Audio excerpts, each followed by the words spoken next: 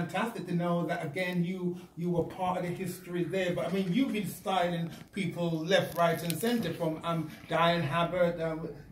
One of your clients was P. Diddy and his mother. Absolutely. You know, so this is international. You know what I mean? Patti LaBelle. Paul knows, he knows his history. He knows his history. You're absolutely right. So here's the thing, Paul.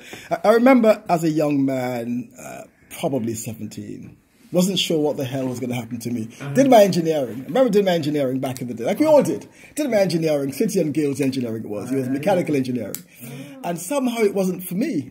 Don't get me wrong. The reason why it wasn't for me, I remember clearly at school the level of, if you like, racism that existed in my school days. I remember us, the brightest boys in my class were all black kids. Right? The brightest boys in the class. And they somehow managed to shift the pendulum and focus on the little white boys. All right? And having come to that reality, I said to myself, if that's the case at school, imagine that being the case in the workplace. I know. So therefore, I need, as early as that age, I had the presence of mind to say to myself, I need to be in a black community, a black business. There's no black businesses around in those days, save minicabs, clubs, and barber shops, what have you. And I remember going to the West End with my girlfriend, and encountered splinters. Sat there, and I saw the mighty Winston Isaacs. So we must talk about Winston Isaacs. Winston Isaacs was a pioneer. And that's what I'm saying. We got to talk about some of the greats. Absolutely. Absolutely. We were at an event at the Imperial College, Rudy and I, last week. And I couldn't help but give a synopsis of how black hair and white hair moved simultaneously along parallel lines. For some interesting reason, we tend to think that white hair was always ahead of the game, but it wasn't. We had Winston Isaacs doing hairdressing at the same time as the great Fidel Sassoon. And as you know, Fidel Sassoon is the god of hairdressing, isn't he? As far as he is concerned, he is the man that they celebrate. Exactly. And right there next to Sassoon was Winston Isaacs. In fact, they worked together. What's interesting, I learned a couple months ago from a lady in Croydon. She taught Vidal Sassoon, a black woman from St. Vincent.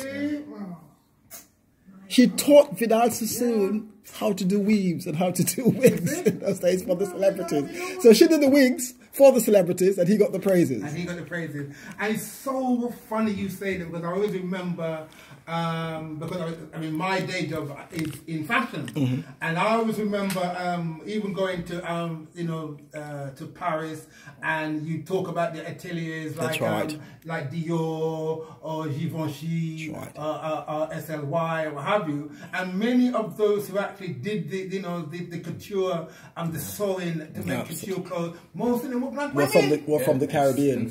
And a lot of them from Senegal. Exactly. Senegalese. You see? But it was Yves Saint Laurent, it was Dior and what have you. They were the ones that get many of the black tailors from the Caribbean worked in Savile Row alongside the big names. Self-made tailors. Just raw talent. Raw talent. And they never got the credit.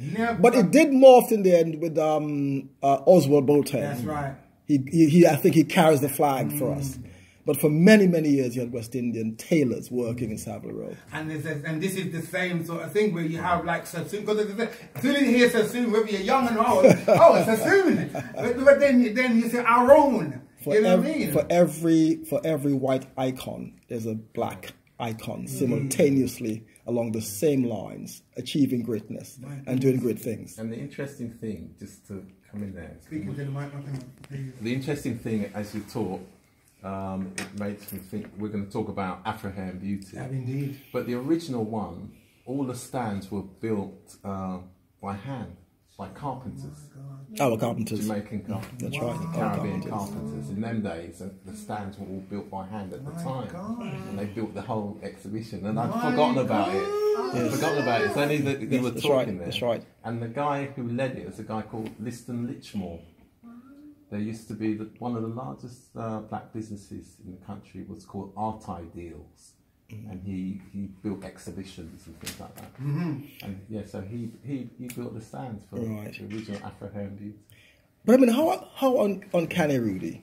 I would have never, had I not gone to the West End that day with my girlfriend, right, I'd have never imagined a black business in the heart of Mayfair. But that's what I'm saying. This is, we're talking 70s, early 70s, in the heart of Mayfair. Providing the best service then for the black elite. Exactly. But what was interesting at the time, your average moms and pops aspired to Splinters. They saved their money and came to Splinters. But see, you got me excited. And in those days, it wasn't cheap. It wasn't cheap to get your hair done in Splinters in the 70s. It was very expensive. Very expensive, but just the idea of going to Splinters, just like people who go maybe Tony and Guy or this one and that one now, you are going to, because you knew, all right, when I go to Splinters, it is the Rolls Royce of hairstyling. And that salon catered for the black elite as well as the black working classes. What's interesting, some of the black nouveau riche would go to Vidal Sassoon and the other white salons. They knew Winston Isaacs, and they'll say, but darling, just go. Winston Isaacs does your type of hair. People like Shirley Bassey, all the black celebrities came to us.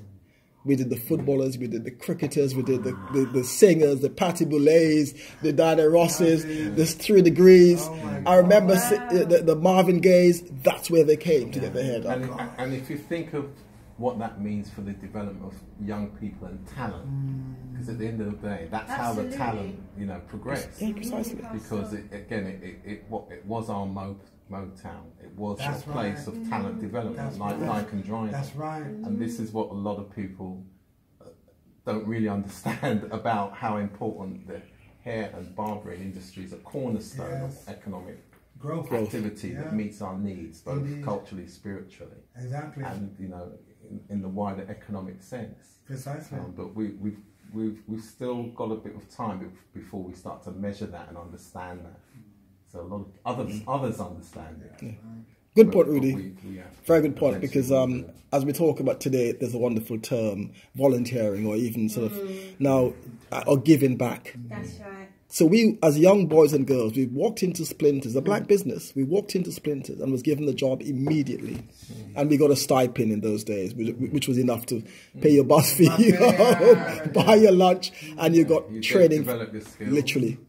Literally. Of that generation, you think a lot of us, that's what apprenticeships were. Yes. It's just that we didn't call it that. But that's right. In the general, you learned, didn't you? And somebody was there as a mentor to develop you. The journeyman, as they call it. Not not new in terms of developing people, because it was always there. That's right. Exactly.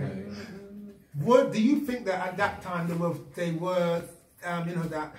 that generation, they were also thinking about legacy? No. I don't think so. That's what I just thought. I don't think so. Only in this sense. Okay, so I worked for Dyke and Dryden, then Dudley Dryden, Tony Wayne, and I got to say, just to listeners, these you're talking about people who were giant. I mean, when I was growing up, these were giants in the industry. Icons, icons. So back absolutely. to you. So Haringey and Hackney was the home of Dyke and Dryden. They're the two boroughs, and that Windrush generation, which they were, we're the children of the Windrush, of course, it was about survival and the determination within a hostile environment. So it was about ensuring that they made it every day and they made it better for the children.